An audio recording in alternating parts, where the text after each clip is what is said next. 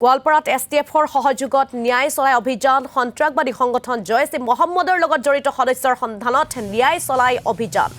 টুকুৰা বৰপাহাৰ গোবিন্দপুৰ আদি অঞ্চলত অভিযান চলাই গ্ৰেপ্তাৰ কৰে সাহানুৰ আলম আৰু জয়নাল আবেদিন নামৰ দুজন যুৱকক বৰ্তমান বিভিন্ন প্ৰান্তত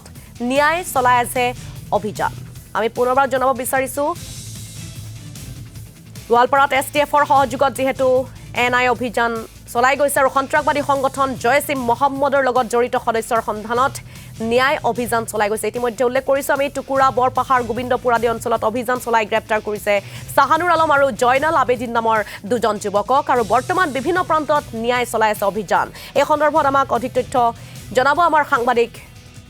বিশ্বজিৎ দাসে হয় নিশ্চয়কৈ এক বিগ ব্ৰেকিং নিউজ ক'ব লাগিব যে গোৱালপাৰা জিলাৰ নিখাৰৰ পৰা নিয়াৰ অভিযান চলাইছে অভিযান ইতিমধ্যে তিনিজনকে লোকক আটক কৰিছে তাৰ ভিতৰত এজন হ'ল সাহানুৰ আলমৰ ঘৰ গোৱালপাৰাৰ আগিয়া থানাৰ অন্তৰ্গত টুকুৰাৰ পৰা 6 অক্টোবৰতে তাৰ শেখ সুলতান সালাউদ্দিন আয়ুবী নামৰ এজন পাকিস্তানী সংগঠন জেছ ই মহম্মদৰ লগত জড়িত থকাৰ লগত নিয়াই এৰেষ্ট কৰি দিল্লীলৈ লৈ গৈছিল আৰু সেই সূত্ৰে আকৌ গোৱালপাৰা বিভিন্ন স্থানত অভিযান চলাইছে গোৱালপাৰা জিলাৰ গোবিন্দপুৰ বৰপাহাৰ টুকুৰা আদি বিভিন্ন অঞ্চলত STFৰ সহযোগত অভিযান চলাই ইতিমধ্যে তিনিজনকে লোকক আটক কৰিছে বুলি ইতিমধ্যে আমি খবৰ লাভ কৰিছোঁ তাৰে ভিতৰত যি সাহানুৰ আলম হ'ল যি মূল কালপ্ৰিট ক'ব লাগিব তেওঁক যি টুকুৰাৰ পৰা আটক কৰিছে আৰু সকলোকে এতিয়া দেখা গৈছে গোৱালপাৰা যি সংৰক্ষিত আৰক্ষী চাউনি দিয়া কটকটীয়া নিৰাপত্তাৰ মাজত তেওঁলোকক ৰখা হৈছে নিশাৰ পৰা যিটো অভিযান চলি আছে আৰু এতিয়াও আমি খবৰ পোৱা মতে গোৱালপাৰা চহৰৰ নিকটৱৰ্তী যি বৰপাহাৰত অভিযান চলাই আছে নিয়াৰ এটা দলে আৰু গোৱালপাৰা জিলাৰ বিভিন্ন স্থানত ইতিমধ্যে অভিযান চলাই আছে STFৰ সহযোগত আৰু ক'ব লাগিব যি পাকিস্তানী যি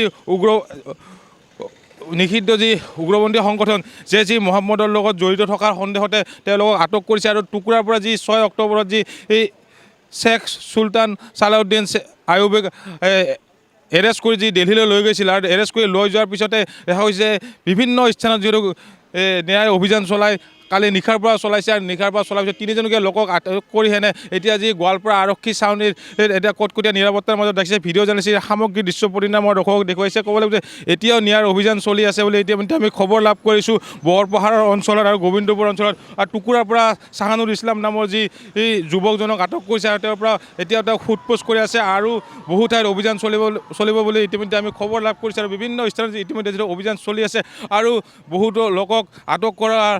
সম্ভাৱনা আছে বুলি আমি জানিব পাৰিছোঁ এয়া ভিডিঅ' জানিছে দেখুৱাইছে এয়া হ'ল গোৱালপাৰা আৰক্ষী চাউনিত কটকটীয়া নিৰাপত্তাৰ মাজত এতিয়া আটক কৰি ৰাখিছে তিনিজন লোক তাৰ বিশ্বজিৎ দাস এই সন্দৰ্ভত অধিক তথ্য আপুনি আমাক আগবঢ়ালে আপোনাক এই মুহূৰ্তত আমি ধন্যবাদ জ্ঞাপন কৰিছোঁ